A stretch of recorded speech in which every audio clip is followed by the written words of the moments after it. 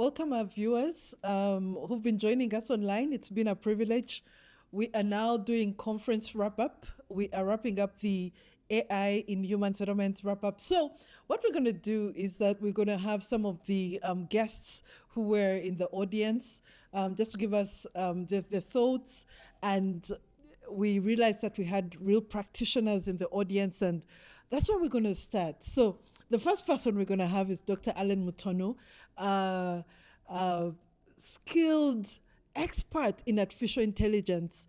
And just in the break, he was telling me that actually artificial intelligence has been here since 2015. So welcome, Dr. Allen Mutono, to our podcast, Human Settlements.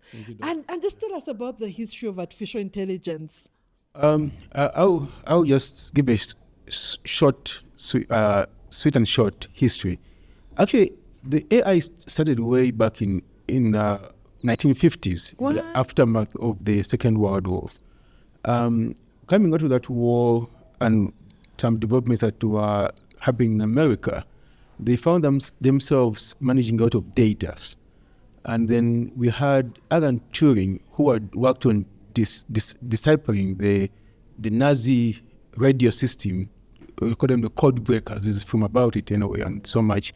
So Alan Turing had a thesis on that if you get two systems talking to each other, and the human cannot identify whether it's a human or a system, then it's intelligence, and it's artificial intelligence. This was carried over by work further by John Claude. John Claude used the paper on the theory of information, where he abstracted information into a binary of 0 to 1. And therefore, 0 to 1 in different mixes, whether 2 zeros or 1 and 2 or 4 zeros after another 1 and another 1, would actually have meaning, which a machine would read and make interpretations out of. Amazing. Yeah. So then there was a lot of development that took place in the 60s, 70s, and 80s, but it was so all quiet because we didn't have the substrate. By the substrate, I mean connectivity systems, digital systems to store and curate data. We didn't have apps. We didn't have what we call the computer age. Nice. So the computer age coming forward in the early 2010, 2012, found humans with access to all these powerful tools, computational capabilities, advances in science, exponential growth in population, growth in social interactions, growth in economic participation, and so forth. I mean, coming from populations of 3 billion people in the 1950s to 8 billion as it is now, and still counting. Therefore, we need to have another technology that would now establish patterns in all this human activity, economic activities, patterns in the data. So that was artificial intelligence. That's AI now. That's where we are at the moment, yes. Okay. Yeah. So I see you've written a book, the AI Toolkit. Yeah. Congratulations. Thank you. Tell us about the book and also place up a summit in that book. Yes. The AI Toolkit has been a tour de force for me, a personal journey coming out of my work as an AI practitioner.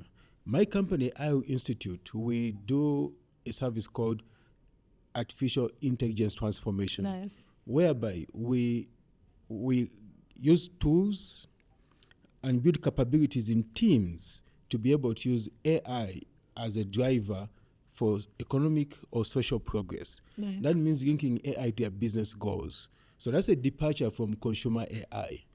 Most of us are used to consumer AI, which we find social media apps, Instagram, name them. However, we have AI that is enterprise AI that is directed at having value, economic activity, income. Nice. Yeah. For those of you who are just joining us now, this is we're wrapping up the pre-summit that we just had at the AI Institute in Sandton, South Africa. So we are now having a conference wrap-up with some of the attendants. And right now we're talking to Dr. Allen Mutono. Now, Dr. Allen Mutono is actually AI expert. He's written a book, and he just said he's also been involved in artificial intelligence as early as 2015. So Dr. Mutono has also worked on some government projects. So take us there in the government projects you've worked. You've worked with Francis Bad Municipality. Yes, tell us the work you did. What happened? What difference did AI make? So we can get into that world, and is that actually important for us? Yeah. Yes. Thank you, Dr. Jennifer. In fact, the work we did at Francis Bad District is what attracted me to participate in today's session, or today's eye-opening session, because it's directed at human settlements. For Francis Bad, we for a few cycles now, we've been responsible for developing the human settlement sector plan.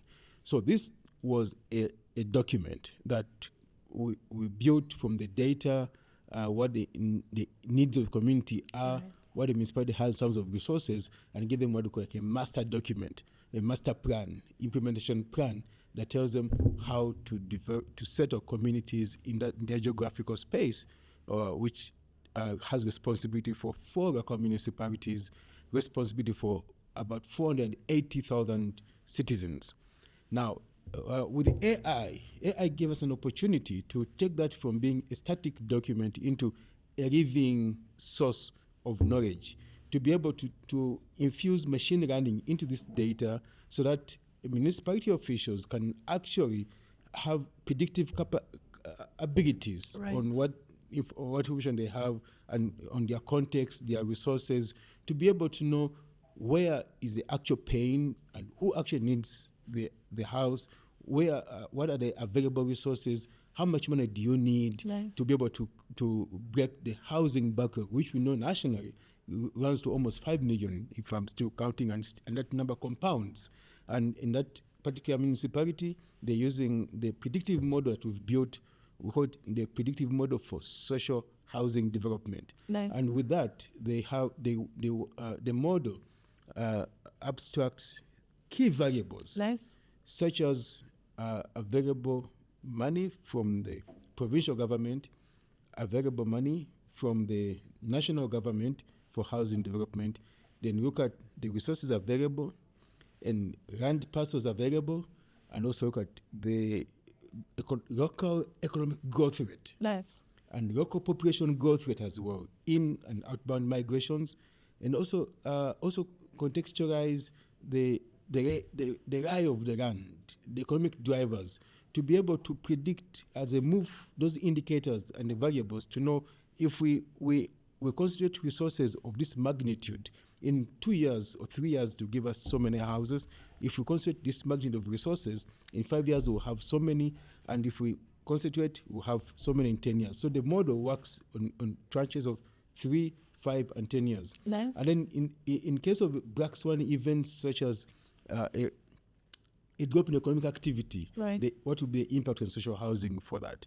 When we have high unemployment, if it continues to grow from the current 33% or so to say 40%, what do you see into that? So that becomes now that's an example of a use case where AI has been harnessed to bring what was manual practice, infuse machine learning to be able to drive evidence-based decision-making, optimum use of resources, and also for the municipality to know at what point should they involve the private sector to access more resources?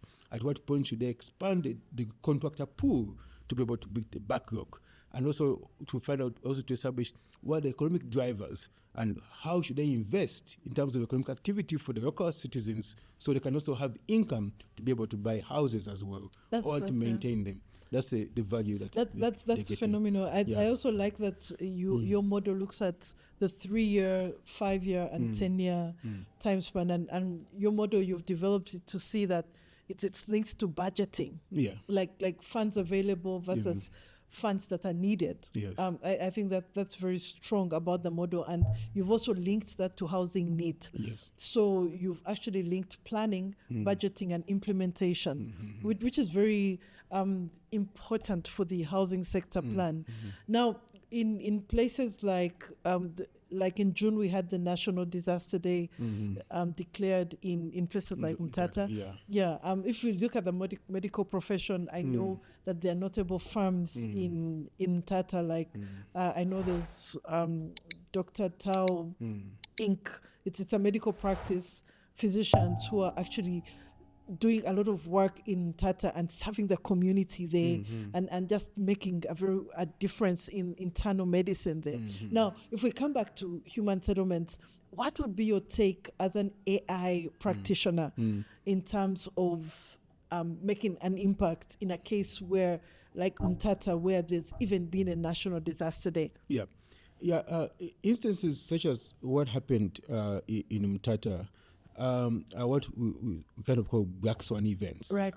And some acts of God, others natural disasters. But what happens is that, and this brings this back to what would happen today. The one presenter, I refer to him as Mr. Khan, spoke about fractals. In speaking about fractals, he spoke about scaling laws. Right. And that has been defined around the fact that all human activity is universal across the world. People always need food, they need housing. So once you have more people concentrating in a certain area, then obviously they'll be needing more housing and they'll be needing more food.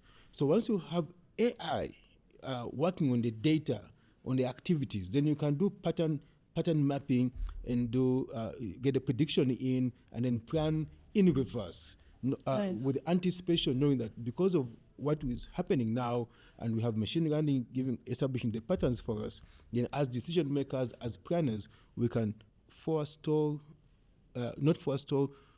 we can anticipate when certain activities are likely to occur.